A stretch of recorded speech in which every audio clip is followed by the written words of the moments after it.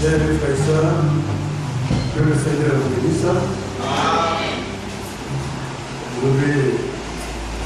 Nous remarquons l'absence du ministre Atia et puis aussi du ministre Lago. Le pasteur Kibou est là, que Dieu le bénisse encore pour son service. C'est toujours une joie pour nous de le recevoir. Et puis, l'absence de cet homme Dieu fait que, malheureusement, il ne peut pas être là pour vous dire quelques mots, mais ne vous en faites pas avec le dire. Nous pensons que le Seigneur va nous donner le message, afin que nous puissions continuer ensemble. Il est toujours bon de venir dans la maison de Dieu pour recevoir la précieuse parole du Seigneur.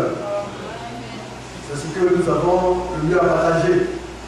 Après la richesse, vous voyez, du besoin corporel dans le monde, nous avons besoin aussi de force spirituelle. Et la nourriture de l'âme que le Seigneur a pourvue, c'est sa bonne et précieuse parole. C'est pourquoi nous nous réjouissons toujours et nous lui disons merci pour ce qu'il fait pour nous. Nous allons prendre nos Bibles et nous allons poursuivre un peu, toujours dans notre sujet. Nous étions arrivés dans le livre de Malachie, du chapitre 2. Nous parlons toujours du rôle des serviteurs de Dieu dans le service divin, dans le service de notre Dieu. Servir Dieu, c'est une question de grâce. Cela n'est pas du tout facile. Car un serviteur de Dieu, lorsqu'il est appelé, lorsqu'il apprend à regarder au Seigneur, alors les choses pourraient mieux se passer pour lui. Mais quand il abandonne, vous voyez, de poser, de fixer ses regards sur le Seigneur, alors les choses se compliquent. C'est pourquoi nous demandons toujours au Seigneur d'accorder à ses serviteurs toujours sa grâce dans leur service, dans leur tâche. Un serviteur de Dieu, il est d'abord un exemple, un modèle. Mais en plus d'être un exemple et un modèle, il a un devoir impératif. C'est de donner le conseil de Dieu comme il se doit. Vous voyez, quand un serviteur de Dieu n'arrive pas à donner le conseil de Dieu comme il se doit, cela devient un danger pour lui-même et aussi un danger pour le peuple de Dieu. C'est pourquoi le serviteur de Dieu doit être soutenu par l'ensemble du peuple de Dieu. Maintenant, dans le service, qui sont les serviteurs de Dieu au juste? Les serviteurs de Dieu, lorsque le Seigneur a établi les choses, le Seigneur les a destinés à partir de Lévi. Mais Lévi, nous le savons, c'est un fils de Jacob. Mais Dieu l'a choisi quand? Avant même qu'il ne soit conçu, le Seigneur a porté son choix sur Lévi. Pour dire être un serviteur de Dieu, avant même que le monde le soit, Dieu déjà l'avait destiné à destiner cet individu-là à devenir serviteur de Dieu. C'est vrai. Nous pouvons dire que c'est un privilège, c'est une grâce. Cela aussi est vrai. Mais dans l'accomplissement de la tâche, il faudrait que tu montres réellement que tu as été mandaté et destiné pour cela. Nous allons prendre dans le livre de... Excusez-moi. Dans le livre de Genèse, nous allons lire un peu quelque chose sur Lévi.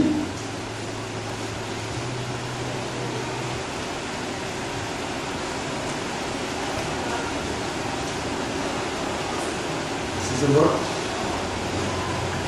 Je ne sais pas si c'est la vieillesse qui fait cela. On a commencé à avoir les yeux tout. Cela n'est pas facile. Là, on est pas aussi vieux que ça. Genèse 49.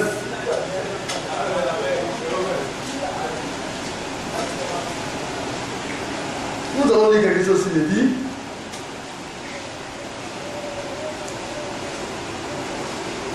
Alors, voici ce que prophétiquement, Jacob dit à Lévi ici. Le verset 5. Alors il parle de Simeon et de Lévi. Ce sont deux frères.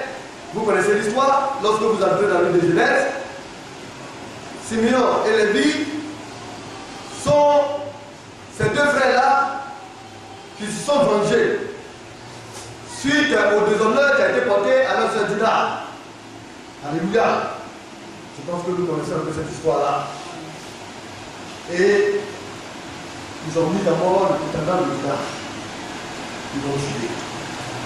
Alors le Seigneur parle un peu de leur mère. Mais Lévi, c'est vrai qu'il se comporte ainsi, mais c'est le patriarche de tous les serviteurs de Dieu. Malgré sa carence, malgré ce qu'il était, Dieu a porté son choix sur lui. Il y a des choses qu'on ne comprend pas. Alléluia, nous allons cela. Puis bien aimé, le verset 5. Supportez-moi un peu. Verset 5. Simeon et Lévi sont frères. Leurs plaies sont des instruments de violence. Que mon âme n'entre point dans leur conciliabule.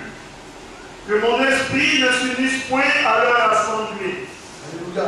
Bien aimé, nous allons lire un peu de Genèse 29. Vous voyez un peu de quoi il s'agit. Puis alors, nous allons lire Genèse 29. C'est ça.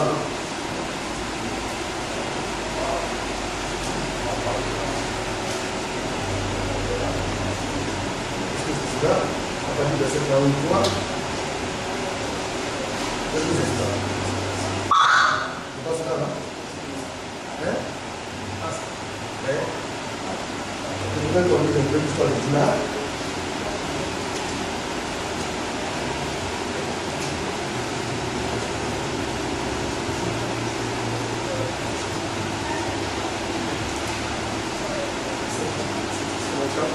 Ouais. C'est la rue. Ouais, je suis le Genèse 34. Ouais, c'est ça.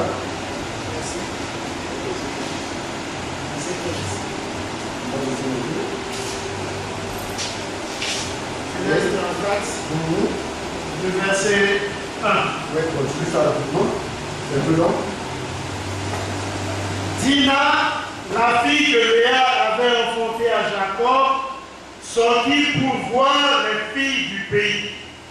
Elle fut aperçue par Sichem, fils de Hamor, prince du pays. Il l'enleva, coucha avec elle et la déshonora. Donc, Dina était un peu comme une princesse, fille de Jacob. Vous voyez, il a eu des enfants. Hein? En ce moment-là, je pense que Jacob n'a eu que des garçons. Hein? Et c'était l'unique fille qu'il avait. Donc, elle était soignée par ses frères. Et chaque fille de Jacob avait son caractère.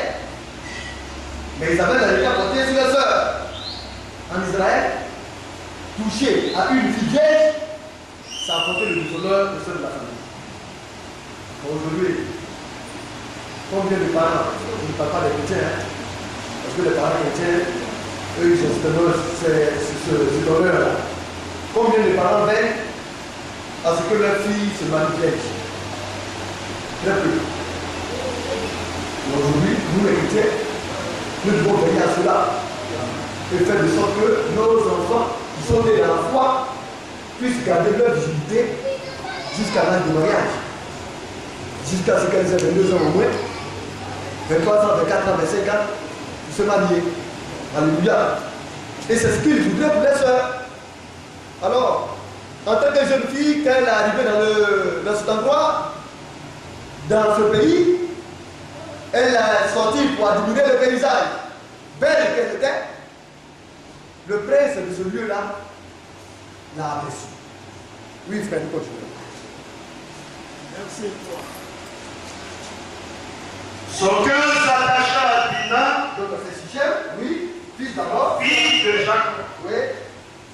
Il aima la jeune fille et sut parler à son cœur. Et Sichem dit à Hamor son père, donne-moi cette jeune fille pour femme. Donc, quand on regarde, il a d'abord brutalisé. Il a violé la fille. Elle n'était pas consentante. Quand il a fini, alors maintenant, pour la consoler, il lui a fait la promesse de la marier. Il a pu l'apaiser et gagner son cœur. Alors on pourrait dire que selon la loi, ayant fait cela, normalement il pouvait l'attendre pour tout. Mais qui est Sichem et qui est Dina? Sichem c'est gagné. Dina est prête. Alléluia.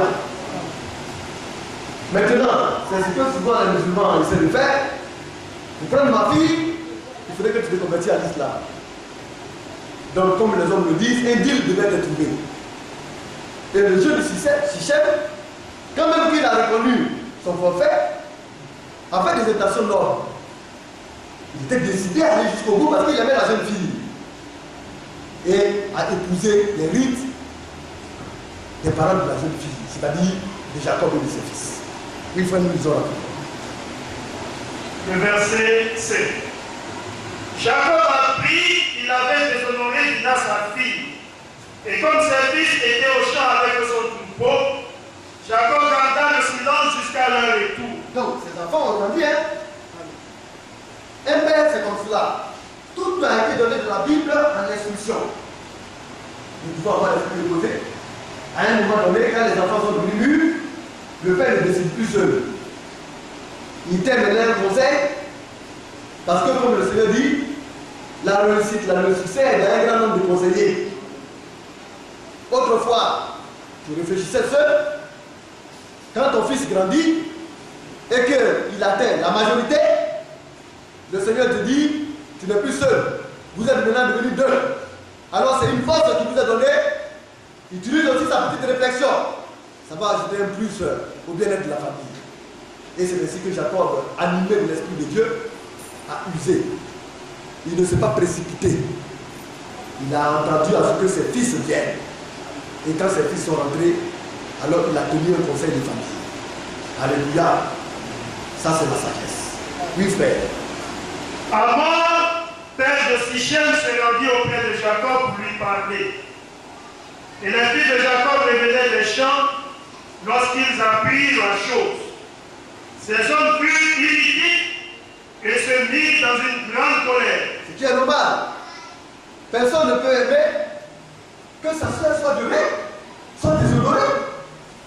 Mais toucher ma soeur, c'est me toucher. C'est toucher notre père. Et ils avaient une manière de faire. L'honneur de leur père, ils ne badinaient pas avec cela. Tu ne peux pas t'amuser à t'hasarder à venir vers un enfant de Jacob pour parler de Jacob d'une manière bizarre. Il va te montrer que son papa, après Dieu là, c'est lui, il est là. Pour eux, c'était quelque chose de sacré. Mais c'est ainsi qu'on doit éduquer nos enfants. Avoir la considération du papa. Aujourd'hui, le monde a tellement perdu de repères que quand les enfants grandissent, les enfants regardent maintenant le père comme étant maintenant un des enfants. Aucune considération, aucun respect. Parce qu'on le prend pour un bon vieillard qui ne sert à rien. Un vieillard, quand il a lu dans le Seigneur, c'est une bibliothèque en conseil. C'est la sagesse même qui est assise là. Donc le monde, il y a les vieillards du monde. Mais dans le Seigneur, plus on vieillit, plus on devient un homme de pouvoir. Alléluia. Oui, frère. Parce que Sichem avait commis une infamie en Israël, en couchant avec la fille de Jacob, ce qui n'aurait pas dû se faire. Donc, ils appellent cela infamie. Vous voyez? Pour dire que la chose est tellement grave que on ne mérite, cette chose-là ne mérite même pas d'être mentionnée. C'est une catastrophe pour Israël. Alléluia. Une jeune sœur qui va aller se donner à un païen, c'est une infamie. C'est un déshonneur envers notre Dieu. Une jeune sœur qui va perdre sa facilité. C'est une famille. C'est un déshonneur envers son père et envers son Dieu. Nos enfants, nos soeurs doivent apprendre à se garder et à honorer le Seigneur de par le Dieu. Oui, frère. Avant l'adressant ici la parole, le cœur de Sichem, mon fils, est attaché à votre fille. Donnez-la lui pour femme, je vous prie. Donc, Amor était un homme riche. Vous voyez, son fils était comme un prince. Il avait les moyens, il avait des serviteurs. C'était un peu lui, en quelque sorte, le gouverneur du lieu. Et c'est comme cela, comme papa est puissant, papa pense qu'il peut faire ce qu'il veut. Mais pourquoi? C'est le manque de savoir-vivre, le manque d'éducation. Mais si ton papa est puissant, montre par ton humilité que tu es bon enfant, que tu es bien éduqué, et agis selon la manière dont on va agir. Mais c'est malheureusement pas ce qu'il a été fait. Mais le père, c'est son fils qui va faire comment? Il sait que son fils a produit quelque chose de grave. S'il ne va pas vous dénoncer, il risque d'avoir une guerre. Ah, comment il va faire? Il faudrait qu'il aille pour trouver un compromis, un arrangement. Et c'est ce qu'il a essayé de faire. Mais c'est pas le connaître. C'est des enfants d'Israël. Oui, frère. Alliez-vous avec nous. Vous nous donnerez vos filles et vous prendrez pour vous les nôtres. Donc, vous voyez, Amor a décidé de faire une alliance. Il veut signer un pacte avec Israël. Mais est-ce que aussi ça, c'est la volonté de Dieu? C'est ce qu'il faudrait voir. Un homme peut désirer une chose, hein? Mais si Dieu aussi ne le veut pas, Dieu va trouver un moyen de continuer cela. Qu'est-ce qui devait se passer? Oui, frère. Vous habiterez avec nous et le pays sera à votre disposition. Restez pour y trafiquer et y acquérir des propriétés. Sichem dit au père et au frère de Dina que je trouve grâce à vos yeux et je donnerai ce que vous me direz. Donc, Sichem, vous voyez, a usé de la manière. On aurait pu dire qu'il est prêt à se coucher. Tout ce que vous voudrez que je fasse, dites-le moi. Ce que vous voulez que je donne, je vais vous le donner. Je suis prêt. Je sais que je vais agir. Il a su parler. Il a bien parlé. Mais pour Siméon et Lévi, est-ce que cela suffisait? On va comprendre. Oui, frère. Exigez de moi une forte dot et beaucoup de présents, et je donnerai ce que vous me direz. Donc il est prêt à payer la dot, et il est prêt encore à donner au-delà de la dot. Il avait les moyens, son papa avait les moyens. Et il est prêt pour cela. Pour arranger ce qu'il a gagné. Oui, frère. Vous voyez l'esprit? C'est une bonne action qu'il menait. Quand tu gardes, il faut arranger. Et ça, c'est bon. Et c'est ce que ce jeune homme avait l'intention de faire. Oui, frère. Mais accordez-moi pour femme la jeune fille. Les fils de Jacob répondirent et parlaient avec ruse à Sichem et à moi son père, parce que Sichem avait déshonoré Dina leur sœur. Donc vous voyez, ce sont les 12 patriarches, le choix de Dieu.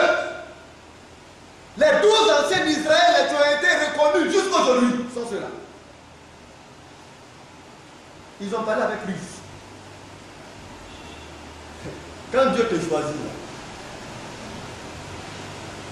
quand il te choisit, il ne te choisit pas parce que tu es parfait. Amen. Mais il te choisit parce que lui, il va te parfaire. Amen. Et nous, enfants de Dieu, nous devons comprendre cela. C'est l'objectif que nous devons atteindre. Nous venons dans le Seigneur parce que nous voulons atteindre un but de se parler au ciel. Dieu ne nous a pas appelés parce que nous sommes les meilleurs du monde. Parce que nous sommes meilleurs que les autres églises ou les autres dénominations. Il nous a appelés parce qu'il nous a aimés tels que nous sommes.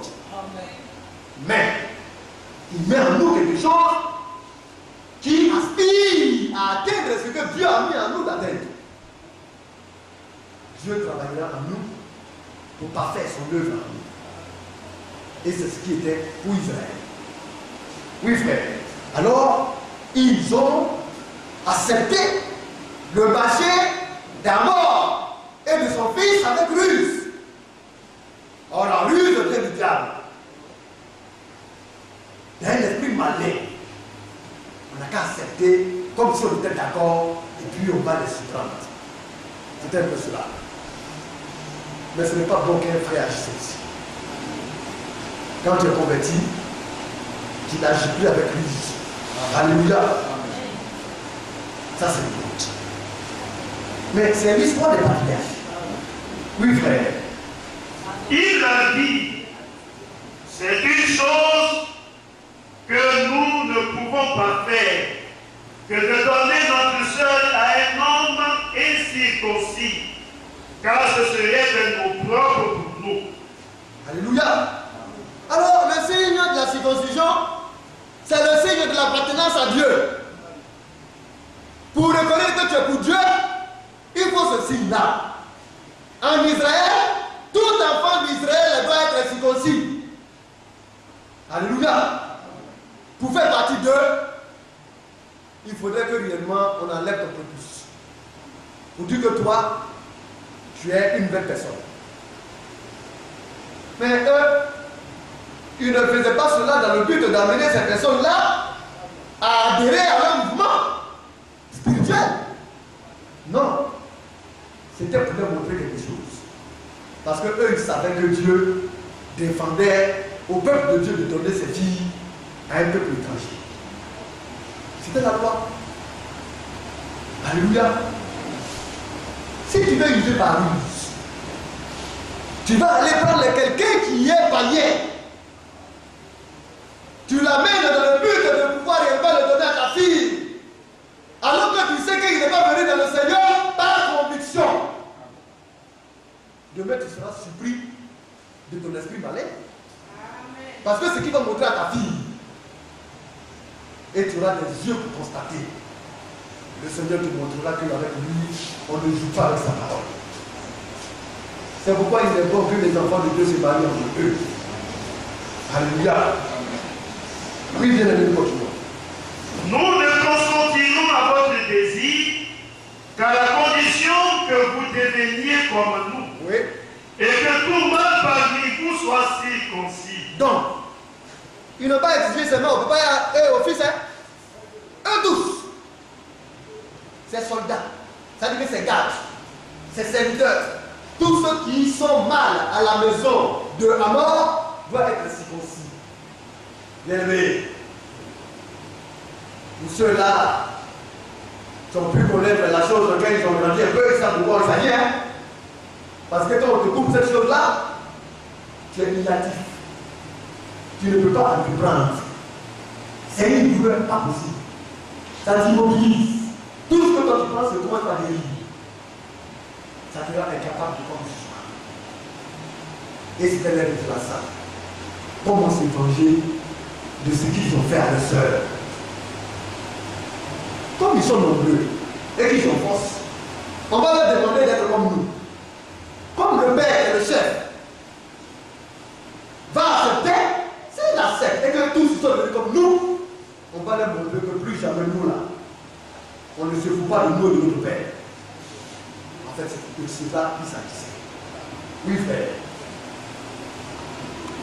Nous vous donnerons alors nos filles et nous prendrons pour nous les vôtres. Donc, ils disaient des mensonges. Vous voyez? On va pas dire qu'ils mentent. Mais ils ont dit des mensonges. Certains enfants de Dieu disent souvent des mensonges. Ils disent des choses qui ne sont pas vraies. Mais pourtant, ils ne sont pas des menteurs. Alléluia. Je ne sais pas si vous comprenez la nuance. Hein? Quand on dit à quelqu'un tu es menteur, ça dit que tu es fils du diable.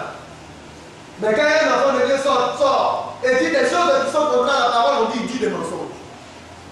Il parle comme le diable, mais pourtant il est un enfant de Dieu, il n'est pas le diable. C'est le langage que nous pouvons avoir. Si un frère agit mal, et qu'il dit des choses qui sont contraires ou qu'il dit des mensonges. Alléluia.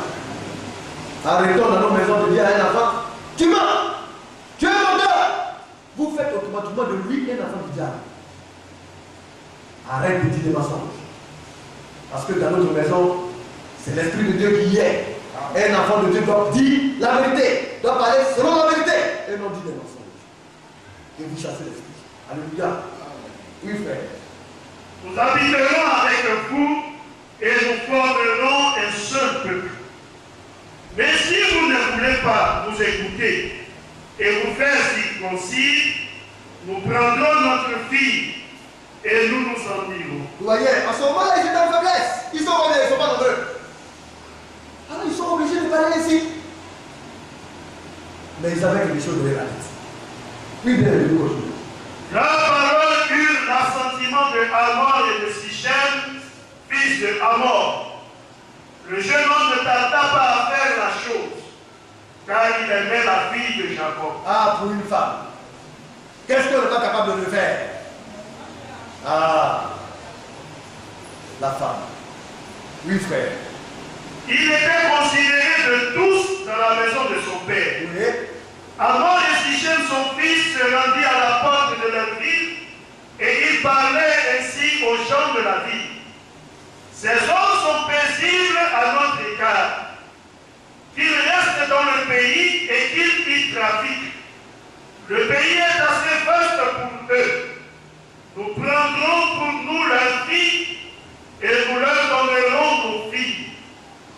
Mais ces hommes ne consentiront à habiter avec nous pour former un seul peuple, qu'à la condition que tout mâle parmi nous soit circoncis, comme ils sont eux-mêmes circoncis. Bien-aimé, c'est l'histoire d'Israël.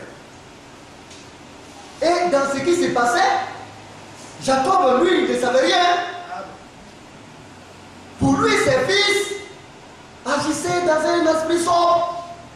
Mais imaginez-vous, pour une jeune fille, toute une ville va faire circoncis tous les hommes qui sont là-bas. C'est incroyable. Et c'est ce qui allait se passer. Vous ne pouvez pas dire c'est ce qui s'est passé. Pour dire là, Hamor, le chef de la ville, a parlé au cœur de tous les habitants de la ville. En fait, que tous les hommes se fassent circoncis. Et qu'il y ait alliance entre eux. Oui, frère. Leurs troupeaux, leurs biens et tout leur bétail ne seront-ils pas à nous? Acceptons seulement leurs conditions pour qu'ils restent avec nous. Tous ceux qui étaient venus à la porte de la ville écoutèrent Hamor et Sichem son fils. Et tous les mâles se firent circoncis. Tous ceux qui étaient venus à la porte de la ville. Le troisième jour, pendant qu'ils étaient souffrants, les deux fils de Jacob, Siméon et Lévi, frères de Dina, prirent chacun leur épée, tombèrent sur la ville qui se croyait en sécurité et tuèrent tous les mâles. Vous voyez, voilà l'histoire de Lévi et de Siméon. Mais c'est leur jeune soeur, leur petite soeur qu'on a déshonoré. Les autres, les 10 autres, ont approuvé la chose. Mais Siméon et Lévi disent nous là, on va voir. Premier jour est passé. Les habitants de la ville se sont dit que vraiment ils ont fait une bonne affaire.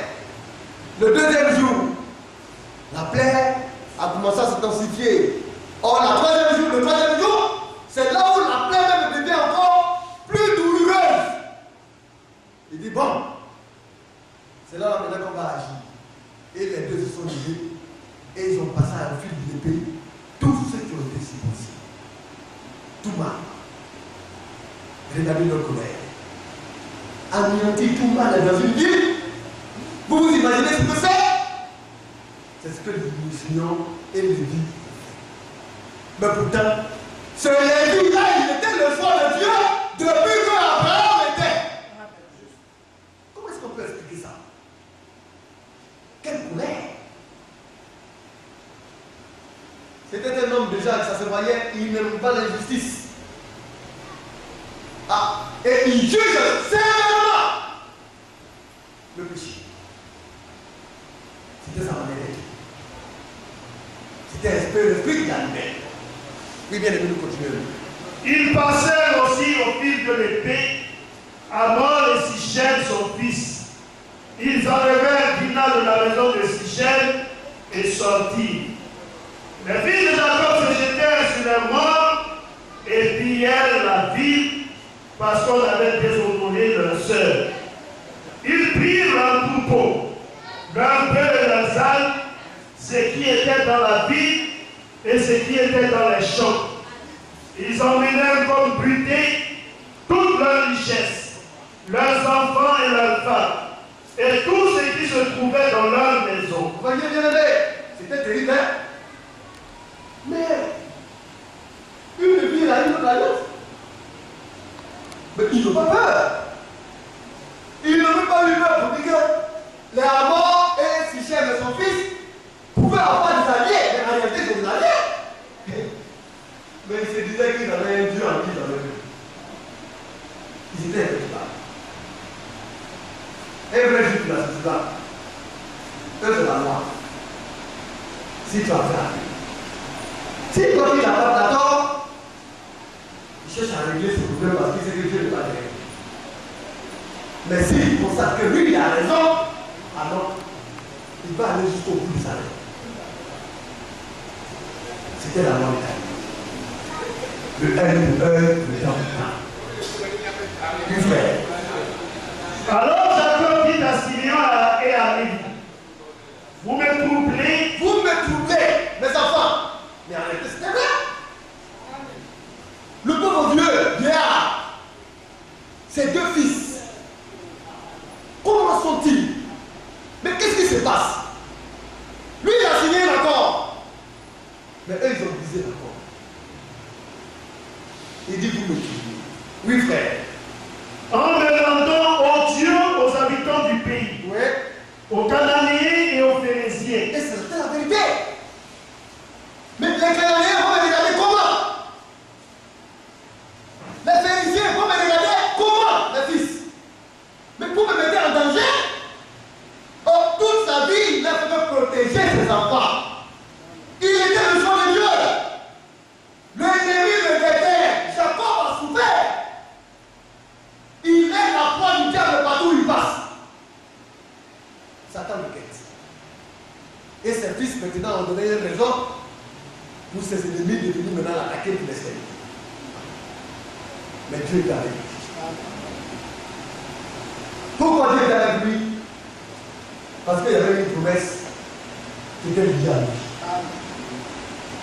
Quand on est en Dieu, c'est la promesse qui fait de nous des êtres, comme on le dit, qui n'abdiquent pas. Quand tu as la promesse, si tu es lié à la promesse, quelquefois les difficultés qui vont venir, assieds-toi dans la promesse. Parce que Dieu tient toujours ses promesses. La promesse, c'était que Dieu avait fait une alliance avec Abraham. Et à partir d'Abraham, sa descendance après lui. Et Dieu ne peut pas évoquer cela. Même s'ils sont 20 et que l'ennemi est 1 millier, le Seigneur ne permettra pas que l'ennemi ait le dessus sur ses enfants. Alléluia. Et c'est cette promesse-là qu'a fait Jacob. Oui, frère. Je n'ai qu'un petit nombre d'hommes, et ils se rassembleront contre moi, et ils me frapperont, et je serai détruit, moi et ma maison. Donc, Jacob, il y avait la promesse, mais il était un homme. Il y a de ça qui coule dans ses veines. Il y a son cœur qui bat. Il n'a pas aussi écran. Mais il ne se remettait qu'à Dieu. Et Dieu l'a toujours soutenu. Alléluia. Oui, frère. Il répondit, traitera-t-on notre soeur comme une prostituée? Alors voilà ce qu'ils ont répondu à papa. Père, on ne peut pas accepter ça. Ces gens-là qui vont traiter notre soeur comme une prostituée, on ne peut pas accepter. Voici la première de Lévi et de Simon. N'est-ce pas? Nous allons prendre maintenant Genèse 49 et nous allons lire la prophétie de Jacob. Alors Jacob a regardé cela l'a marqué. Ça a été un tournant de sa vie. Ses fils l'ont mis en danger. Donc quand on fait des enfants, ne croyez pas seulement que c'est tout ce qui est bon qui va venir. Ils auront aussi des mauvais jours. Mais on doit être capable également d'assumer cela. Mais comme nous sommes fils de Dieu, nous devons regarder à la promesse que Dieu a préparée pour nous. Et nous asseoir dans cette promesse-là. Parce que dans les promesses de Dieu, nous sortirons toujours victorieux. Oui, frère. Genèse 49, verset 5. Simeon et Lévi sont frères. Oui. Leurs glaives sont des instruments de violence. Donc, le glaive, alléluia, leur épée. Mais l'épée, c'est la parole. N'est-ce pas? Amen. C'est pour combattre. C'est pour se défendre. Nous sommes des guerriers. Nous combattons avec la parole. Nous nous défendons avec la parole de Dieu. Alors, le Seigneur s'adresse à Simeon et Lévi. Mais nous parlons de Lévi. Et il dit les glaives sont des instruments de violence. Ah, ils avaient la guerre. Vous dites qu'ils n'avaient pas là. Il ne faut pas chercher par là dans Lévi. Alléluia. Amen. Bien-aimé, c'est la parole. Mais Lévi, qui est Lévi? C'est tout l'ensemble des serviteurs de Dieu. Tous ceux qui servent dans la maison de Dieu. Mais particulièrement les ministres de la parole de Dieu. Il ne faut pas chercher par là à quelqu'un qui est appelé Dieu. Oui, frère. Verset 6. Oui. Que mon âme n'entre point dans leur conciliabule. Vous voyez, dans leur complot, dans leur manière d'arranger les choses. Jacob dit que mon âme ne se mêle pas à cela. Mon âme ne s'est pas attachée à leur complot. Ils étaient terribles. Oui, frère. Que mon esprit ne s'unisse point à leur assemblée. Oui. Car dans leur colère, ils ont tué des hommes. Dans leur colère, ils ont tué des hommes. Les filles de la colère ont tué les hommes. Ça veut dire que quand ils s'énervent, c'est dangereux. Oui, frère. Et dans leur méchanceté, Oui. ils ont coupé les jaillis des pauvres. Oui. Maudit soit leur colère. Donc, leur colère a été maudite. Mais Lévi n'a pas été maudit. Hein? On ne peut pas maudire Lévi. Dieu l'a déjà béni. Depuis son naissance, la main de Dieu est sur lui. On n'y peut rien. C'est le fond de Dieu. Mais seulement quand il fait quelque chose qui n'est pas bon, c'est la chose qu'on dénonce. Le Seigneur est pire ce qui ne va pas dans la vie. Mais le Seigneur protège. Alléluia. Oui, frère. Maudit soit leur colère, Oui. car elle est violente. Et leur fureur, car elle est cruelle. Et quand il se passe, la fureur de Lévi est cruelle. Oui. Je les séparerai dans Jacob. Alors Dieu les a séparés. Quand vous allez dire, ils ont été séparés. C'est la prophétie, on n'y peut rien. Tout ce que Jacob avait à prophétiser a été accompli. Dans Jacob, Jacob parlait, mais c'est l'esprit, c'est Dieu qui parlait au travers de Jacob. Oui, frère. Je les disperserai dans Israël. Oui. Judas. Donc, comme on le voit, ainsi la chose a été. Nous allons prendre le livre de l'Exode.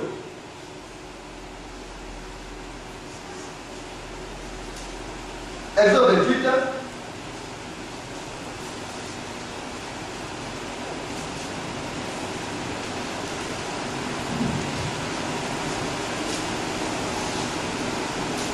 Le verset 30. Exode 28, verset 30. Écoutons bien. Tu joindras au pectoral du jugement Oui. l'Urim et le Thummim. Oui. Ils seront sur le cœur d'Aaron. Donc, dans les vies, Dieu a choisi Aaron. Alléluia. Lévi a eu pour fils Moïse, Aaron les maris, Myriam, alléluia, c'était les fils de Lévi. Et parmi ceux-là, Dieu a choisi Aaron. Et Dieu ayant choisi Aaron, Dieu a confié la loi à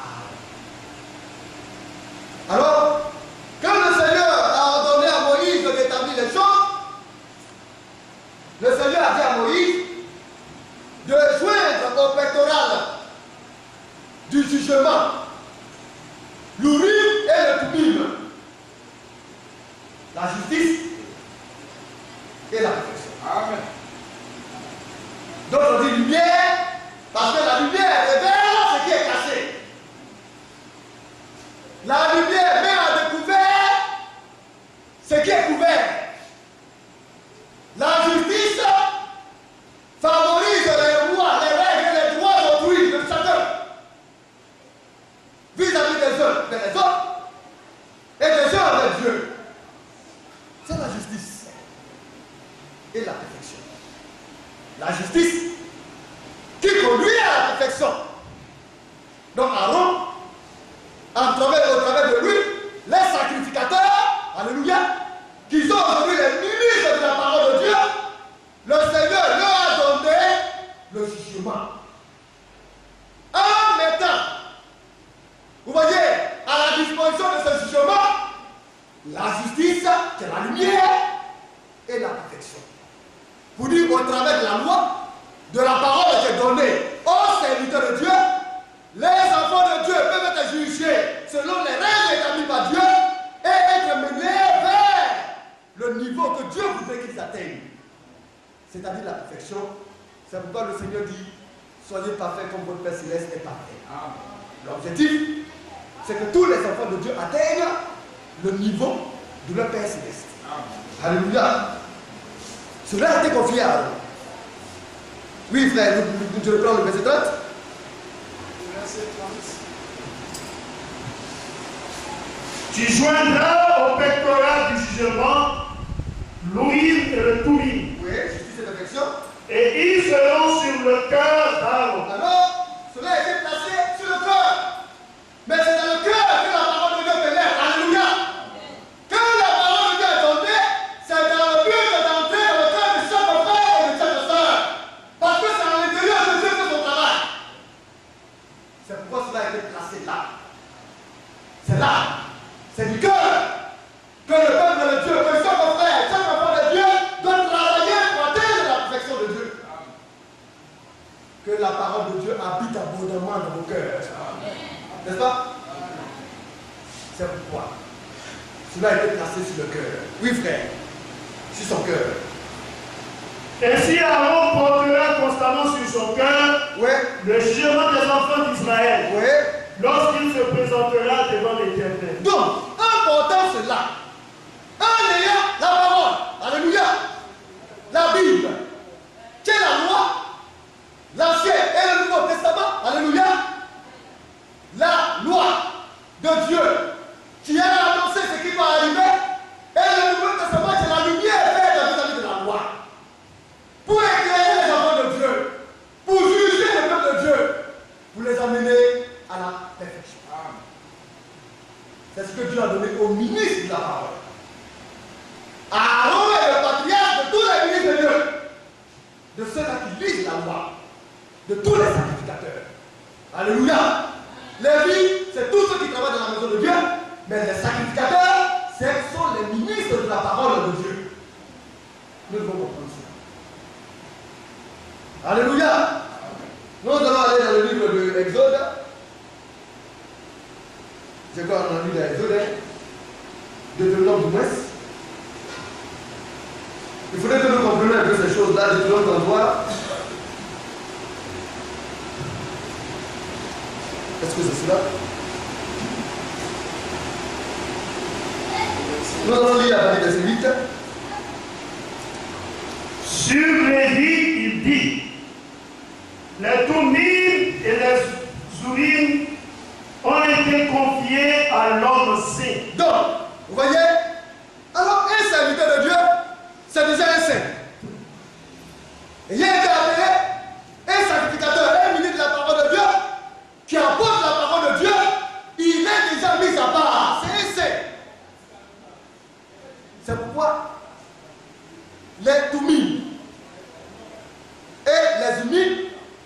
Alléluia. Les perfections et les justices leur ont été confiées, lui ont été données. Quand un serviteur de Dieu vient, il a devant lui la justice et la perfection. C'est la parole de Dieu. C'est la loi. Dieu est parfait.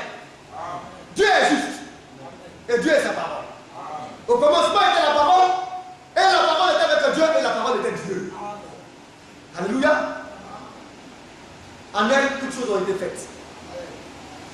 N'est-ce pas? Alors, les Urim et les Thummim ont été confiés à l'homme saint, au sacrificateur. Oui, frère. Verset 9. Oui. Oui, toujours que tu as tenté à Massa. Oui.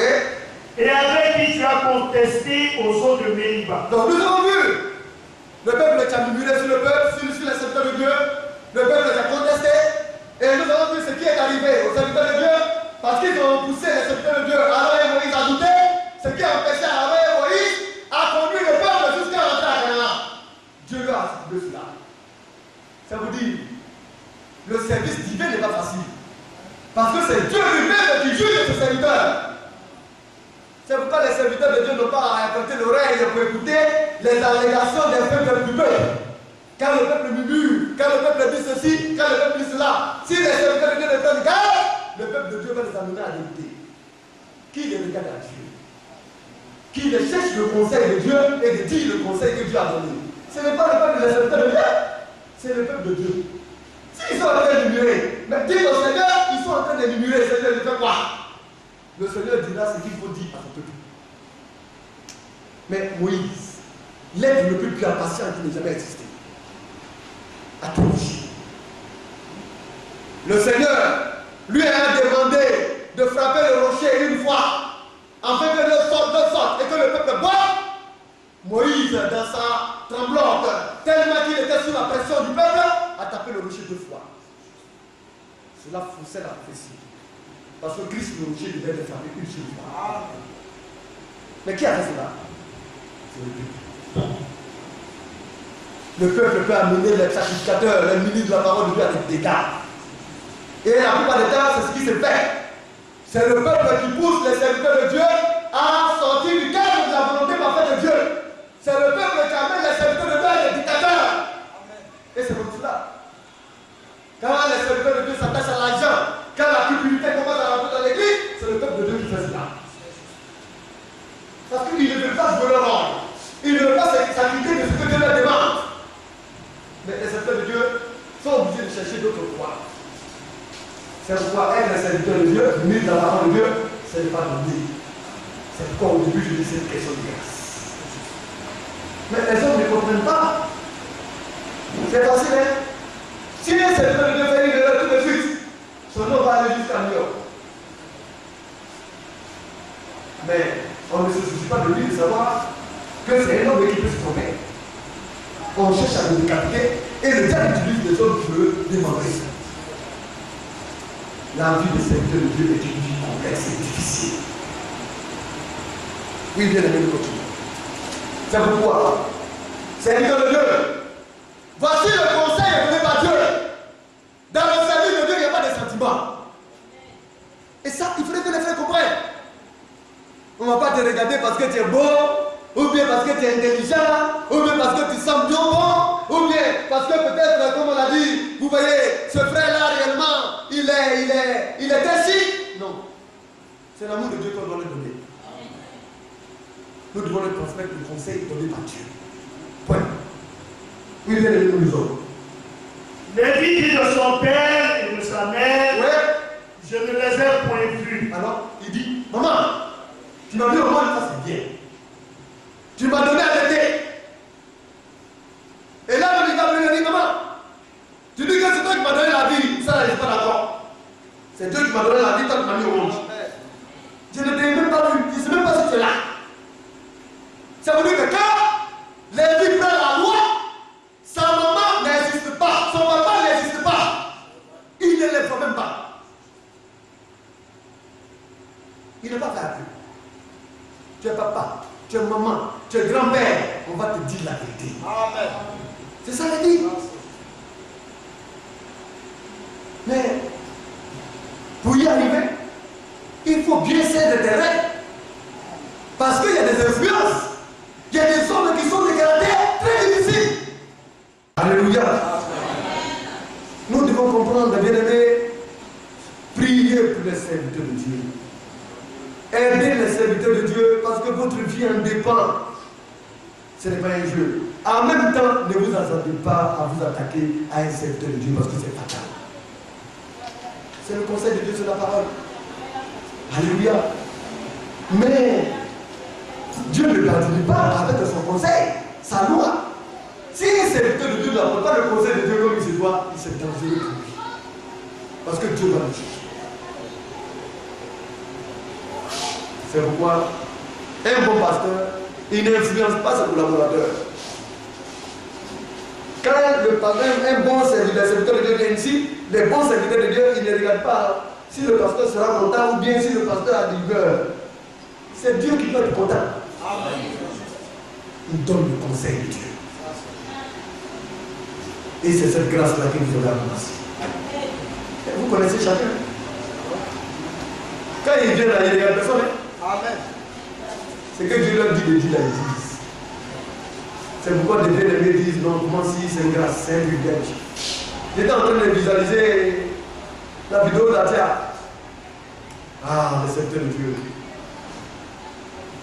Vous partez même sur les sites, vous voulez voir ça, Atia seulement aujourd'hui, ils ont mis en 2 caractères. Ils ont plaqué. Comme lui, il aime tout ce qui est gros. On lui donnait l'écran, format gros. C'est sûr, Atia, moi j'ai vu ça, il est parti. L'écran là, ils ont vidé l'écran, même ils ont mis tout, ils ont mis Atia, lui seul dessus, ils ont plaqué, puis on faut prêcher. Le Seigneur est bon. Alléluia. Oh bien-aimé, aidez vos serviteurs de Dieu, soutenez-les, afin que l'œuvre de Dieu aille. Que Dieu vous bénisse.